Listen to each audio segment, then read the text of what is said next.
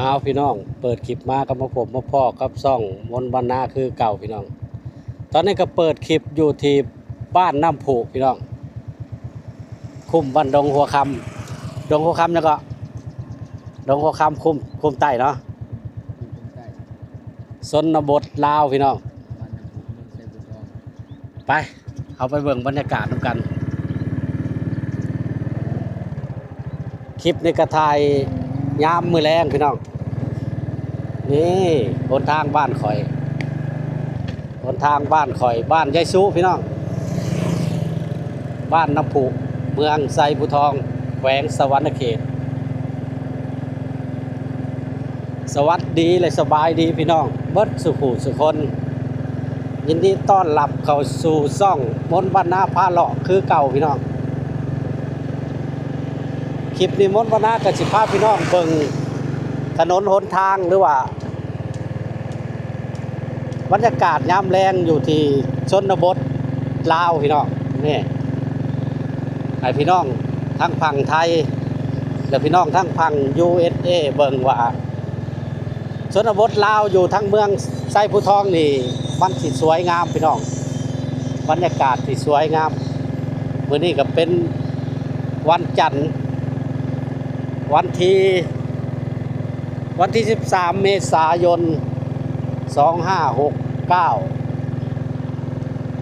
มาพี่น้องมาเบิ่งบรรยากาศน้ำกันพี่น้องแต่ว่าตอนค่ำๆหรือว่าตอนมืดก็สิถ่ายให้เบิ่งอีกตอนหนึ่งเนาะตอนนี้เพิ่นก็ใช้แบบไฟโซลาร์เซลล์เนาะตามถนนหนทางพี่น้องอันนี้ก็คือบ้านดงหัวคำเมืองไซบุทองแขวงสวรรณเขตแต่ก่อนเขาก็สิเอิ้นเมืองเอิ้นบ้านดงหัวคำด้วยพี่น้องนี่ถนนหนทางสวยงามพี่น้องอันนี้ก็ถือว่ายังเป็นชนบทของลาวอยู่ห่างจากสวรรณเขต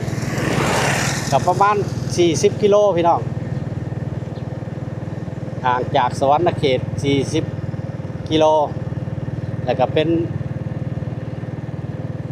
ห่างจากเมืองไซบุทองกับประมาณ30 กิโลเนาะจากเมืองไซบุทองหรือว่าบ้านด่านพี่น้องอันนี้ก็มุ่งหน้าไปที่ทางไปธาตุโพน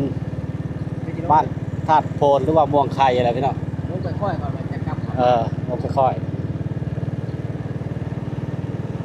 เบิ่งบรรยากาศนำกันพี่น้องอันนี้ก็เป็นบ้านหนึ่งที่เจริญไว้พี่น้อง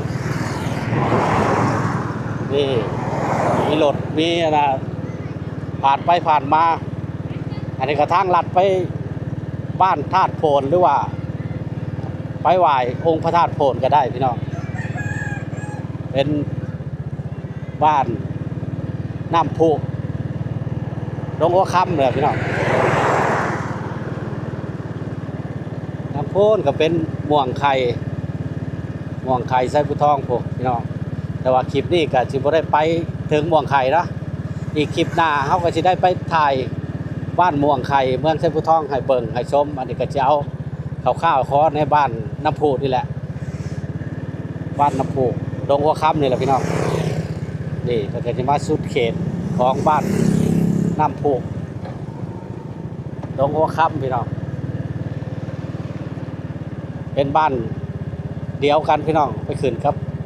บ้านน้ำพุเนาะปกติบ้านป้ายเนาะป้ายบ้านได้ลักกิโลกันนี่ลักกิโลนี่ไปฮอดไซส์ห่างจากเขาก็จะไปธาตุโพนทั้งนี้แล้วเนาะเขาเที่ยวทั้งนี้แล้วก็เบิดทางมันงามระวังรถธาตุโพนป้ายกิโลไปธาตุโพน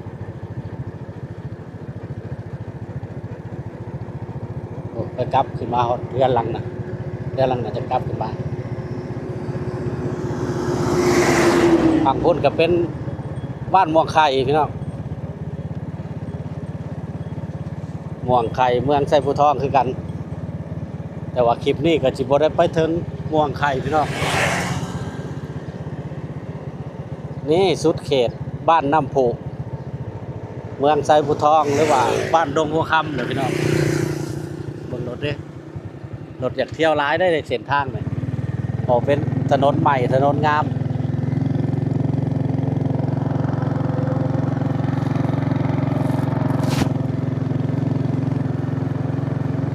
อันนี้ก็เป็นป้ายเนาะป้ายบ้านพี่น้องบ้านน้ำโพกนี่อันนี้สิเอิ้นบ้านน้ำโพกก็ได้พี่น้อง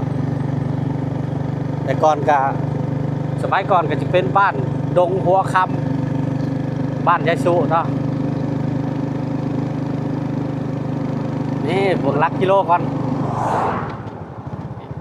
ไปดงปุสีไปดงปุสีเนาะขาครับรถ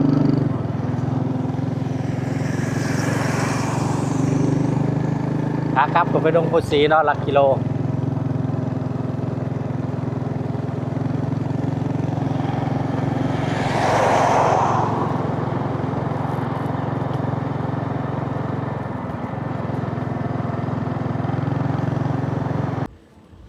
เอาพี่น้องตัดภาพมาตอนค่ำพี่น้องตอนค่ำตอนมืดเนาะนี่คือบ้านดงหัวคำเมืองไซภูทองแขวงสะวรรณเขตพี่น้องตอนยามแรงหรือว่ายามเย็นเนาะกระถ่ายคลิปตอนนี้เขาก็ตัดภาพมาที่ตอนยามแรงเนาะอันนี้เขาเป็นกาใส่ไฟโซลาร์เซลล์เนาะนี่ไฟโซลาร์เซลล์พี่น้องตามถนนหนทางของบ้านดงหัวคำหรือว่าบ้านยายสุนี่แหละ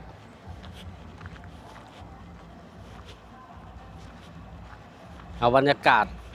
ย้ำค่ำคืนให้เบิ่งพี่น้อง เอากะรวมเป็นคลิปเดียวนะคลิปของตอนหัวค่ำตอนกลางเว้นพี่น้องแล้วก็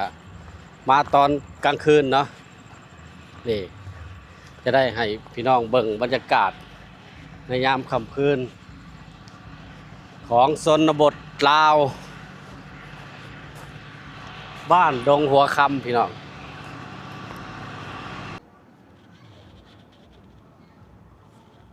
อันนั้นก็เป็นบรรยากาศในยามค่ำคืนแสงไฟโซลาร์เซลล์หุ่งตามถนนหนทาง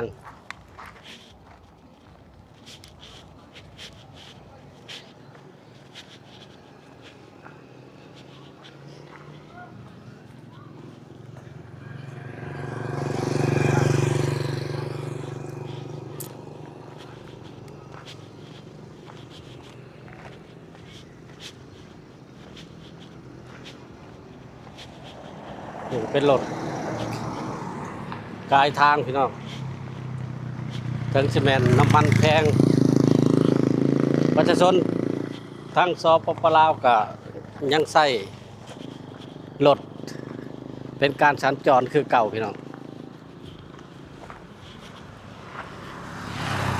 นี่หุ่งพี่น้องแสงโซลาร์เซลล์ไฟโซลาร์เซลล์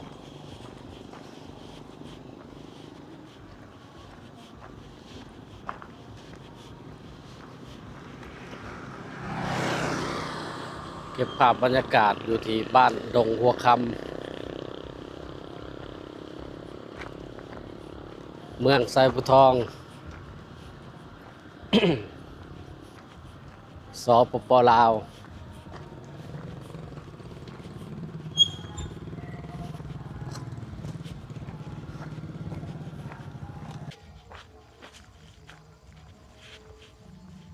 เอาพี่น้องมาถึงนี่ก็จะได้ขอจบคลิปไว้ก่อน